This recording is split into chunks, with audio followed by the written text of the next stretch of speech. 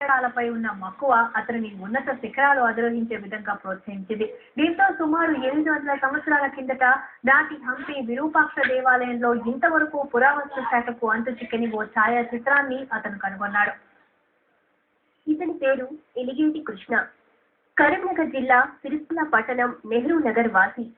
ఎలిగేటి కృష్ణ కర్ణాటక రాష్ట్రం బళ్ళారి జిల్లాలోని 800 సంవత్సరాల క్రితం నాటి హంపి విరూపాక్షి దేవాలయంలో ఓ అద్భుత ఛాయాచిత్రాన్ని కనుగొన్నాడు. సిరిసిల్ల పట్టణంలోని సాయినగర్ లో ఓ ప్రైవేటు పాఠశాలను నడుపుతున్న కృష్ణకు ప్రాచీన దేవాలయాలన్నా, తెలుగు సంస్కృతి సాంప్రదాయాలన్నా ఎంతో గౌరవం. తెలుగు క్యాలెండర్, భారతీయ కాలదర్శిని ప్రచార నిమిత్తం హంపి పీఠాధిపతి శ్రీ విద్యారణ్య భారతీ స్వామి ఆశీర్వచనం కోసం కృష్ణ విజయదశమి రోజున హంపి వెళ్లారు. అక్కడ స్వామివారితో కొంతసేపు గడిపిన కృష్ణ స్వామివారి ఆదేశానుసారం దేవాలయంలోని గాలిగోపురం దిశను చూశారు. అనంతరం దేవాలయంలోని ఇతర ఆలయాలను పరిశీలించగా ఓ చోట అతనికో అద్భుతం కనిపించింది.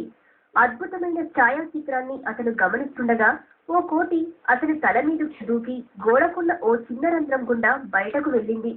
అక్కడికి వెళ్లి చూసిన కృష్ణకు ఆలయ గర్భపు గోపురం మీద ఆ చిన్న రంధ్రం గుండా వస్తుందని తెలుసుకుని దానిపై పరిశోధన చేశాడు.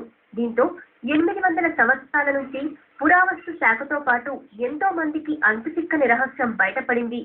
దాన్ని పీఠాధిపతికి తెలుపగా వారు అది చూసి సాంప్రమాశ్చర్యాలకు లోనై అక్కడి గర్భగుడి గోపుర నీడకు ప్రత్యేక పూజలు చేసి కృష్ణను అభినందించారు. దేవాలయం గోపురం నీడను పరిశీలించిన పురావస్తు శాఖ అధికారులు కూడా ఆ నీడ ఎక్కడి నుండి వస్తుందో తెలుసుకోలేకపోవడం విశేషం. 800 సంవత్సరాల క్రితం నాటి దేవాలయం గర్భగుడి గోపుర ఛాయను ఎవరూ కనుగొనకుండా తాను కనుగొనడం దైవకృపతో పాటు పూర్వజన్మ సుకృతమని కృష్ణ ఆనందం వ్యక్తం చేస్తున్నాడు. కర్ణాటక రాష్ట్రం బళ్ళారి జిల్లాలో గల హంపి పుణ్యక్షేత్ర దర్శనానికి జగద్గురు శంకరాచార్య విజయానంద స్వామి వారి ఆహ్వానం మేరకు వెళ్ళడం జరిగింది. గాలిగోపురం యొక్క నీడ రివర్స్ పడుతుంది, అది చూసి రాత్రి చెప్పని స్వామికి నాకు చెప్పగానే గాలిగోపురం నీడ రివర్స్ చూద్దామని వెళ్ళినాను. ఒక నీడ ఏర్పడింది, ఛాయ కనబడింది. ఈ ఛాయ ఏంటిది అని చెప్పని నీలో గమనించేటప్పుడు ఒక కోతి నాపై దూకి ఒక రంధ్రంలో పడ్డది. ఆ రంధ్రం కూడా బయటకు వెళ్ళడం జరిగింది.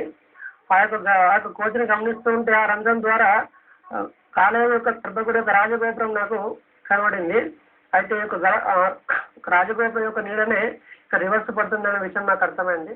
అయితే కృష్ణ ఇంతటి అద్భుతాన్ని కనుగొనడం తమకెంతో సంతోషంగా ఉందని కుటుంబీకులు, స్నేహితులు అంటున్నారు.